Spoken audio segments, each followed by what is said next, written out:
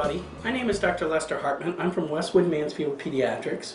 Our topic today is going to be abdominal pain or stomach aches in children between the ages of 3 and 12.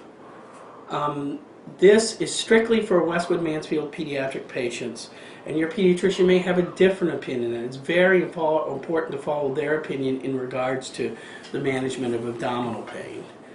Now, first of all, when kids have stomach aches, the first thing that parents often think of is appendicitis, particularly in this age group 4 to 12.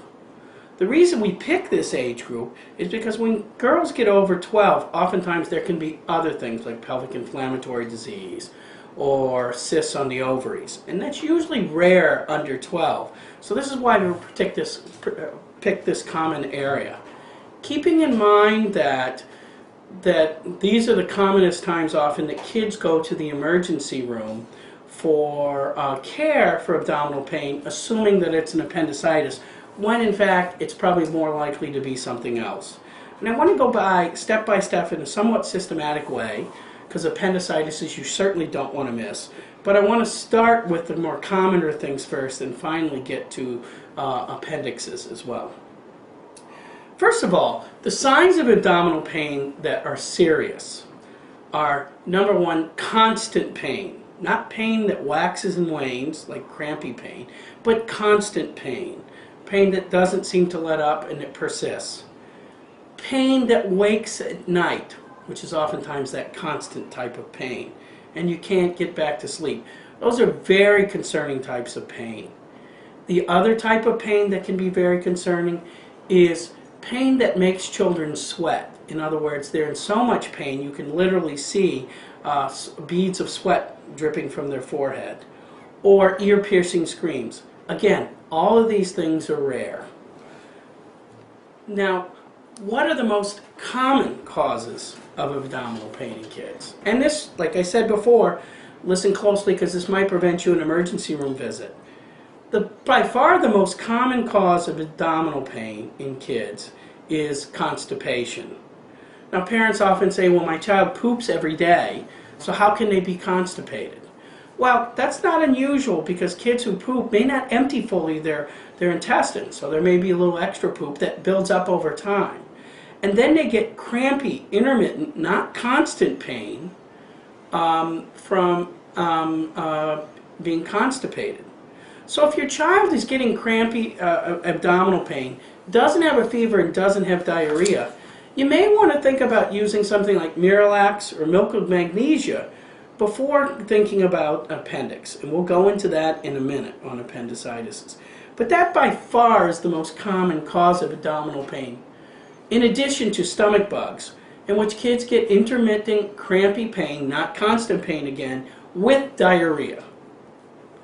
So those are the most concerning things that you should call the doctor about or not call.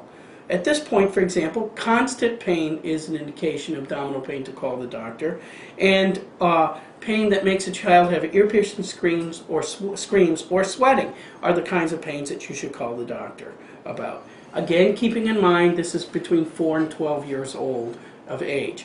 And if you look in that age group,